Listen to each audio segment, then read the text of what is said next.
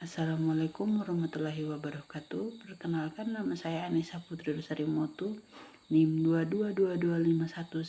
2225111049. Di sini saya akan mempresentasikan tugas terkait tugas metodologi penelitian pendidikan terkait proposal.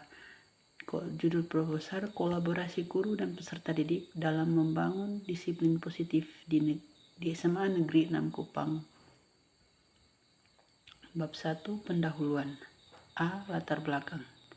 Guru atau pendidik adalah orang yang bertanggung jawab terhadap perkembangan peserta didiknya dengan upaya mengembangkan seluruh potensi peserta didik. Oleh Wardania tahun 2021. Guru adalah orang yang paling berpengaruh terhadap peserta didiknya. Di sekolah, guru akan menjadi panutan atau contoh bagi peserta didik. Nah, selanjutnya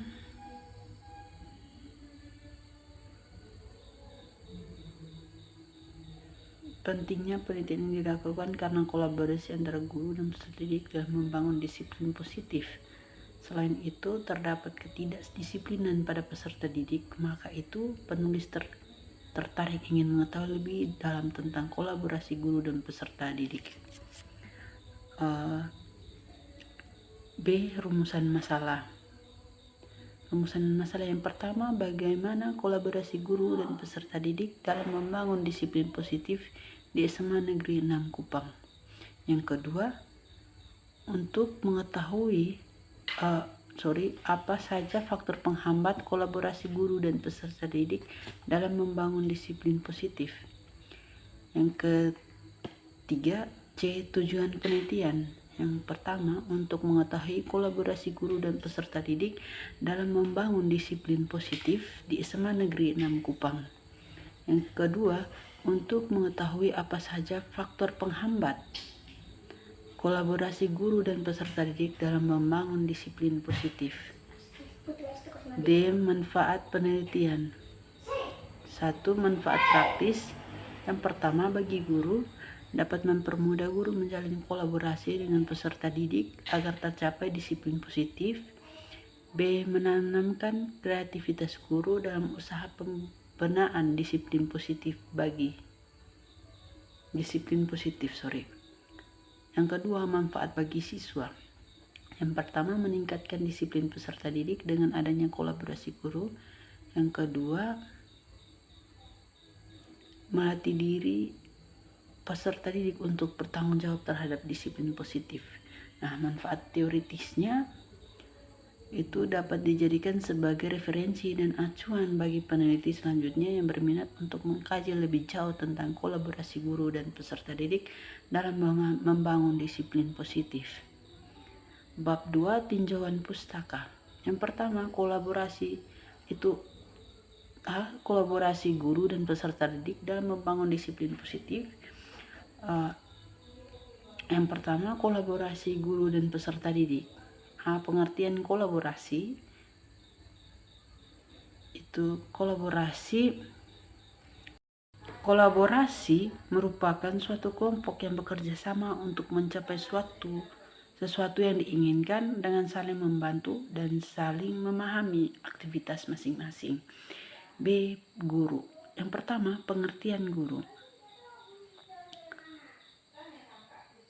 Guru adalah seseorang yang memiliki hak dan kewajiban untuk melakukan proses belajar mengajar, baik untuk mencapai tujuan pendidikan nasional.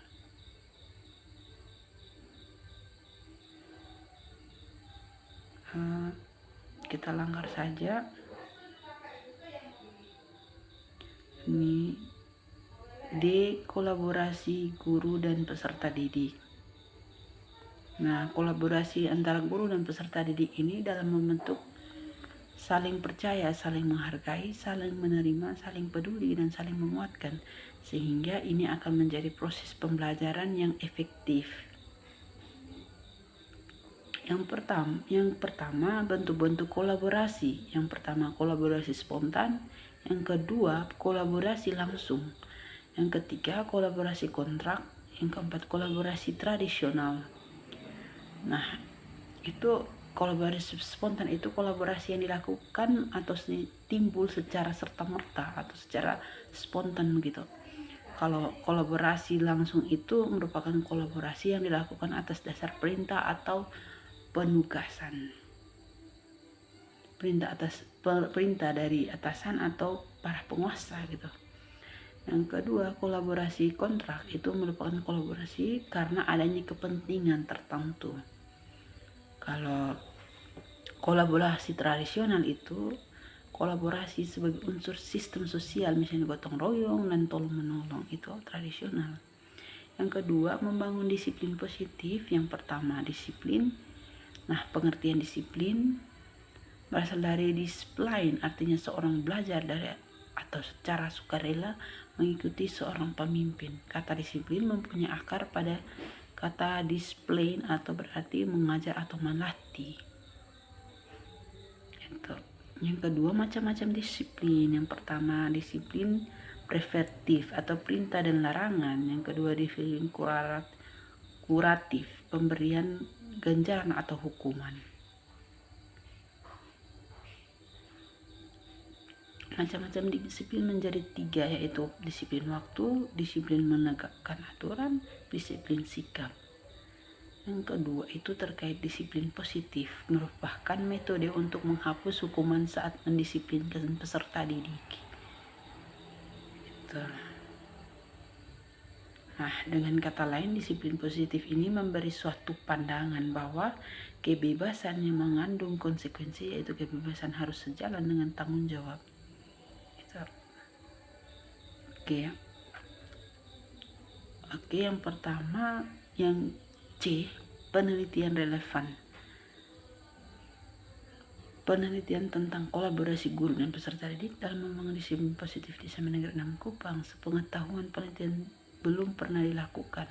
Meskipun demikian, ada beberapa peneliti terdahulu yang relevan dengan penelitian adalah yang pertama, penelitian dilakukan oleh Umi Kariho dengan judul Peran Guru dalam Meningkatkan Kedisiplinan Siswa melalui kegiatan Muara Al-Quran di MA Muhammadiyah 2 Yogyakarta, Yong Jenangga,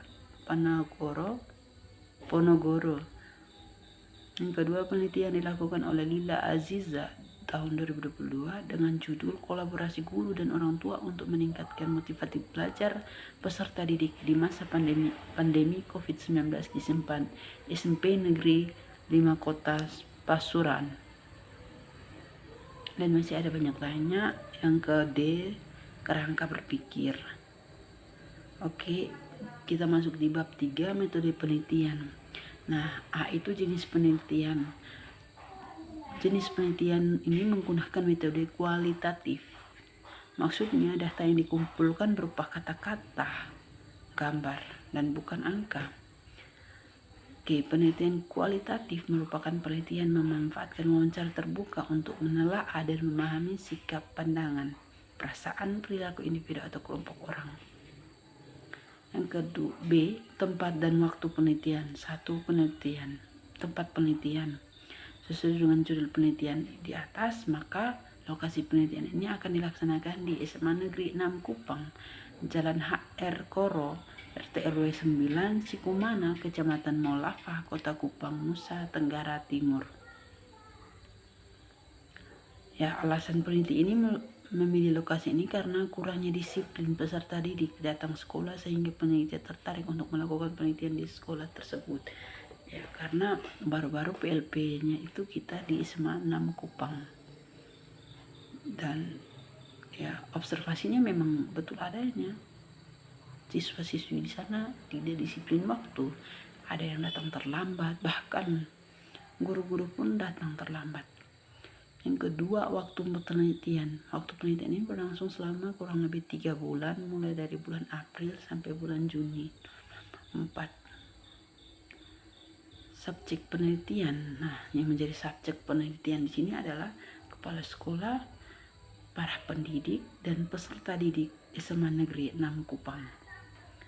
Teknik pengumpulan data di sini peneliti menggunakan beberapa teknik, diantaranya observasi, wawancara, dokumentasi. Lalu keabsahan data.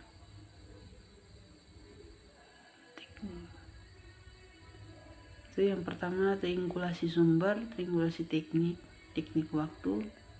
Yang ke F, analisis data, yaitu menggunakan reduksi data, terus pengkajian data, terus kesimpulan dan verifikasi.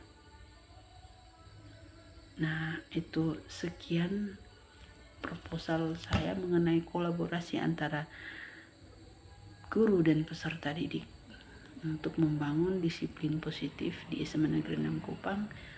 Sekian. Jika ada salah kata dalam penyampaian proposal ini, saya mohon maaf.